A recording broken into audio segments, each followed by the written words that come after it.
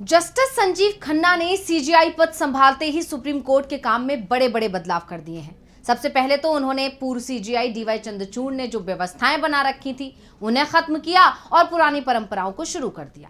चंद्रचूड़ के एक के बाद एक 3 फैसले पलटे गए। सीजेआई खन्ना जिस तरह से काम कर रहे हैं उससे सबसे ज्यादा डर अगर किसी को लग रहा है तो वो मोदी सरकार को ही लग रहा है, क्योंकि जस्टिस खन्ना के पास चुनाव आयुक्तों की नियुक्ति का मामला भी अभी पेंडिंग है, जिस पर वो अगले 6 महीने में फैसला सुनाने वाले हैं। दरअसल चुनाव आयुक्तों की नियुक्ति के लिए सुप्रीम कोर्ट ने एक कमेटी बनाई थी जिसमें 3 सदस्य थे, पीएम, नेता विपक्ष और सीजेआई। लेकिन मोदी सरकार ने कानून बनाकर इस कमेटी से सीजेआई को हटा दिया था और अब कहा जा रहा है कि अगर सीजेआई खन्ना ने सरकार के कानून को रद्द किया तो मोदी सरकार मुश्किल में घिर जाएगी। और इस बीच सीजेआई खन्ना ने मोदी सरकार को एक दूसरे मामले में घेर लिया है। नोटिस जारी किया गया है, जवाब मांगा गया है। तो आखिर क्यों मोदी सरकार को सुप्रीम कोर्ट की तरफ से दिया गया नोटिस, इसी पर आज हम अपनी स्पेशल रिपोर्ट में करेंगे बात। नमस्कार, मैं हूं अंशिता।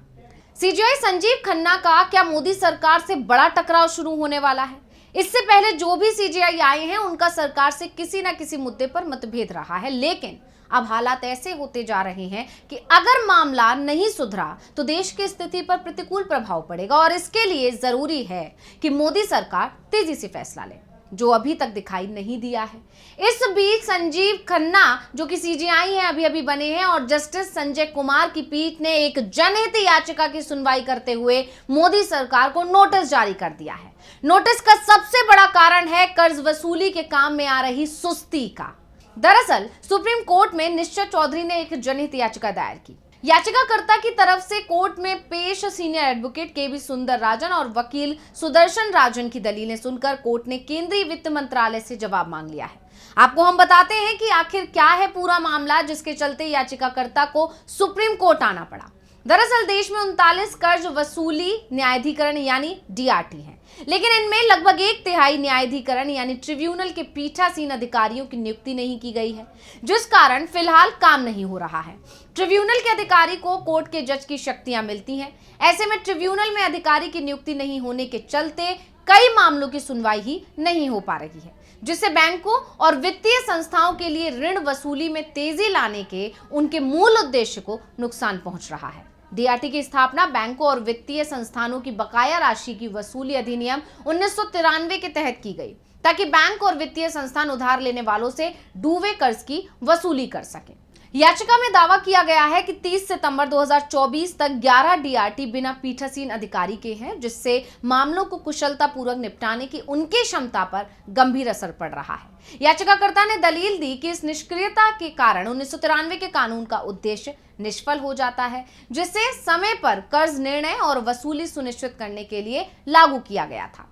जनहित याचिका में इस बात पर भी जोर दिया गया है कि त्वरित न्याय संविधान के अनुच्छेद 14 और 21 के तहत एक मौलिक अधिकार है और 2020 में जिला बार एसोसिएशन देहरादून बनाम ईश्वर शांडिल्य के मामले में सर्वोच्च न्यायालय ने इसे मान्यता भी दी है। जनहित याचिका में वित्त मंत्रालय को निर्देश देने का अनुरोध किया गया है कि वो डीआरटी में पीठासीन अधिकारियों के चयन और नियुक्ति से संबंधित रिकॉर्ड पेश करें, ताकि इन रिक्तियों को दूर करने में सरकार की गंभीरता का मूल्यांकन किया जा सके। इसमें केंद्र को मौजूदा रिक्तियों को समय पर भरने और भविष्य में नियुक्तियों में देरी को रोकने के लिए तंत्र स्थापित करने का निर्देश देने का भी अनुरोध किया गया है। अंतरिम उपाय के तहत जनहित याचिका में यह निर्देश देने का अनुरोध किया गया है कि सेवाओं में आने वाली रुकावटों को रोकने के लिए गैर कार्यात्मक डीआरटी की शक्तियां दूसरे न्यायाधिकरणों में शामिल की जाएं। जनहित याचिका में कहा गया है कि न्याय के हित में डीआरटी के कुशल कामकाज को संरक्षित रखने के लिए कोई और आदेश जारी करें। याचिका की सुनवाई के बाद सुप्रीम कोर्ट की तरफ से केंद्रीय वित्त मंत्रालय को नोटिस जारी करके जवाब तलब किया गया है और इसी के बाद से कहा जा रहा है कि ऐसा ना हो कि मोदी सरकार और नए सीजेआई के बीच टकराव शुरू हो जाए। अब इन सब के बीच में सबसे बड़ा सवाल यह है कि ये मामला सिर्फ डीआरटी का नहीं है, बल्कि और भी कई ट्रिब्यूनलों में पीठासीन अधिकारियों की नियुक्तियां नहीं हुई हैं, यानी ये लटका हुआ है मामला। हाईकोर्ट के हाल तो और भी खराब है। कई हाईकोर्ट्स में तो जज के आधे पद खाली पड़े हुए हैं। भारत के सबसे बड़े हाईकोर्ट उत्तर प्रदेश हाईकोर्ट में भी जजों के आधे पद रिक्त पड़े हुए हैं, यानी कि खाली पड़े हुए हैं। और इसी के चलते हाईकोर्ट में पेंडिंग केस की संख्या दिन पर दिन बढ़ती जा रही है। हाईकोर्ट तो दोहरी चुनौती का सामना कर रहा है। पहला तो जजों की पद खाली पड़े हैं और दूसरा कई जज समय पर कोर्ट ही नहीं पहुंचते। सुप्रीम कोर्ट के जस्टिस बी आर गवई तो हाईकोर्ट के जजों के कोर्ट रूट में लेट आने को लेकर चिंता जता चुके हैं। उन्होंने तो यहां तक कहा कि कोर्ट का समय सुबह 10:30 बजे से शुरू होता है, लेकिन कुछ जज सुबह 11:30 बजे बैठते हैं और 12:30 बजे उठ जाते हैं, जबकि कोर्ट का समय 1:30 बजे तक होता है। इससे भी ज्यादा आश्चर्य की बात यह है कि कुछ जज तो सेकंड हाफ में सुनवाई के लिए बैठते ही नहीं है। जस्टिस गवई ने हाईकोर्ट के जजों को सुप्रीम कोर्ट में प्रमोशन के लिए प्रचार न करने की भी सलाह दी। उन्होंने कहा कि ऐसा करना कोर्ट के सिद्धांतों के लिए हानिकारक है। अब ये तो हुई एक बात। अब दूसरी बात है ये है कि निचली कोर्ट हो या हाई कोर्ट, हर जगह जजों की कमी है। निचली कोर्ट में जजों के 20% पद खाली है, तो हाई कोर्ट में ये संख्या 32% तक पहुंच जाती है। सुप्रीम कोर्ट के हालात फिर भी ठीक हैं, क्योंकि यहां पद खाली होता है तो कुछ दिनों बाद उसे भर भी दिया जाता है। सुप्रीम कोर्ट का कॉलेजियम तुरंत एक्टिव हो जाता है, लेकिन हाई कोर्ट और निचली कोर्ट के जो मामले हैं उसमें स्थिति बेहद खराब दिखाई दे रही है। बात हम हाई कोर्ट की करते हैं। हाई कोर्ट में जजों के 32 पद खाली हैं, लेकिन यहाँ एक बात गौर करने वाली है, वो ये कि दक्षिण भारत के हाई कोर्ट में जजों के पद कम खाली हैं, जबकि उत्तर भारत में ये संख्या बहुत ज्यादा है। केरल हाई कोर्ट को ही देखें तो 1 नवंबर तक यहां जजों के खाली पदों की संख्या सिर्फ 4% थी, जो सभी बड़े हाई कोर्ट में सबसे कम है। दक्षिण भारत के दूसरे राज्यों में भी ये संख्या बहुत ज्यादा नहीं है। मद्रास हाई कोर्ट की अगर बात करें तो 11% है और कर्नाटक हाई कोर्ट की अगर बात करें तो मात्र 19% पद खाली पड़े हुए हैं। और अब बात अगर उत्तर भारत की करें तो उत्तर भारत में सबसे बड़ा high court Allahabad high court है और यहां जजों के करीब आधे पद खाली पड़े हुए हैं, जो देश के सभी 25 हाई कोर्ट में सबसे ज्यादा है।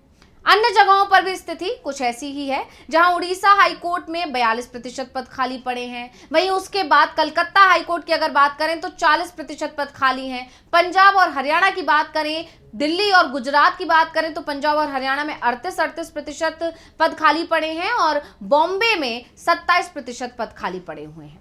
तो अब ये सवाल उठ रहे हैं कि हाईकोर्ट में नियुक्ति को लेकर सरकार आखिर कर क्या रही है। दरअसल हाईकोर्ट में जजों की नियुक्तियों को लेकर वो ही प्रक्रिया है जो सुप्रीम कोर्ट के जज के लिए होती है। हाईकोर्ट में 3 वरिष्ठ जजों का कॉलेजियम नए जज के नाम पर मोहर लगाता है और जिस नाम को तय किया गया है उसकी सिफारिश सुप्रीम कोर्ट से करता है। सुप्रीम कोर्ट का कॉलेजियम हाईकोर्ट की तरफ से आए नामों पर विचार करता है और अगर वो मंजूरी दे देता है फिर इसे सरकार के पास भेज दिया जाता है। सरकार इसे राष्ट्रपति के पास भेजती है और राष्ट्रपति की मंजूरी मिलती है, जज की नियुक्ति कर दी जाती है। यानी राष्ट्रपति मंजूरी जैसे ही देगा जज नियुक्त हो जाएंगे। इस प्रक्रिया में सबसे ज्यादा समय अगर कहीं लगता है तो वो सरकार की मंजूरी को लेकर ही लगता है। सरकार कई बार महीनों तक कोई फैसला नहीं लेती है और इसी के चलते हाई कोर्ट और कई बार सुप्रीम कोर्ट में जजों के पद खाली पड़े रहते हैं। ऐसे में अब ट्रिब्यूनल के मामले में सुप्रीम कोर्ट का सरकार को दिया गया ये नोटिस बता रहा है कि सीजेआई संजीव खन्ना इस मामले को लेकर बड़ा फैसला कर सकते हैं और जो फैसला होगा वो हो सकता है मोदी सरकार को पसंद ना आए और मोदी सरकार और सीजेआई के बीच या सुप्रीम कोर्ट के बीच एक बार फिर तकरार तेज हो जाए। तो रिपोर्ट आपको कैसी लगी हमें कमेंट करके अपनी राय जरूर दीजिएगा। इसी के साथ मुझे दीजिए इजाजत। देखते रहिए डीवी लाइव। नमस्कार।